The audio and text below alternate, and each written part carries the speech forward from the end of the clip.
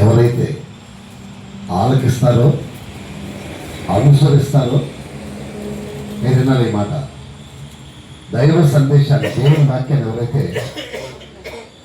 ఆలకించి అనుసరిస్తారో అలాంటి వారిని ఎన్నడూ దేవుడు చేయి విడిచిపెట్టాడు, అస్సలు విడిచిపెట్టాడు.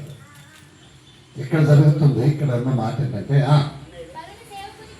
తరుణి సేవకునికి తీర్పు తీర్చుటకు నువ్వెవడవు. ఇక్కడేనండి, అతడు నిలిచి ఉండుట అయినను పడిపోవుట అయినను అతడి సొంత యజమానుని పని. అతడు నిలబడతాడు, ప్రభు అతను నిలబెట్టుతాడు. నిలబడతాడు, ప్రభు అతన్ని నిలబెట్టే దేవుడు. మనం నమ్మి ఆరాధించే దేవుడు ఎవరాయా అంటే నిలబెట్టే దేవుడు, పడగొట్టే దేవుడు కాదు. పడగొట్టేది ఎవరు? మనం. సైతాన్ కాదు. సారి సైతాన్ అంటే దానికి కోపం వస్తుంది. పడగొట్టేది మనం, మనుషులు. కొందరిని పడగొడతా ఉంటాం, కొందరిని చెడగొడతా ఉంటాం, కొందరిని బాగుపడుతూ ఉంటాం, రకరకాలు ఉంటాం. కానీ దేవుడు ఒకే ఆలోచన, పడిపోయిన వారందరినీ నిలబెడతా ఉంటాడు. ఇక్కడ కూర్చొని మన అందరం పడిపోయిన వాళ్ళమే, కానీ మనందరినీ ఇప్పుడు ఏం చేశాడు దేవుడు? నిలువ పెట్టాడు. ఎలా? ఒక చిన్న మాట చెప్పినప్పుడు వచ్చేసి ప్రార్థనకి వెళ్దాం. 2 రాజులు 4:1 చదవండి. 2 రాజులు 4:1 చదవండి.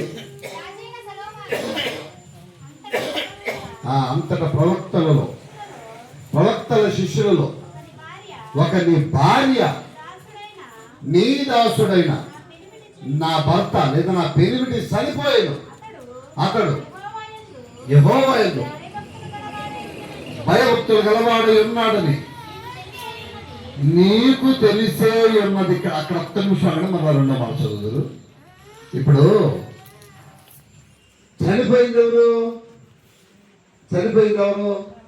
ఆ భర్త చనిపోయింది.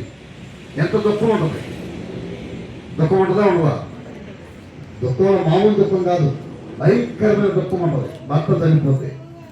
అది మనకు చాలా విషయాలు తెలుసు.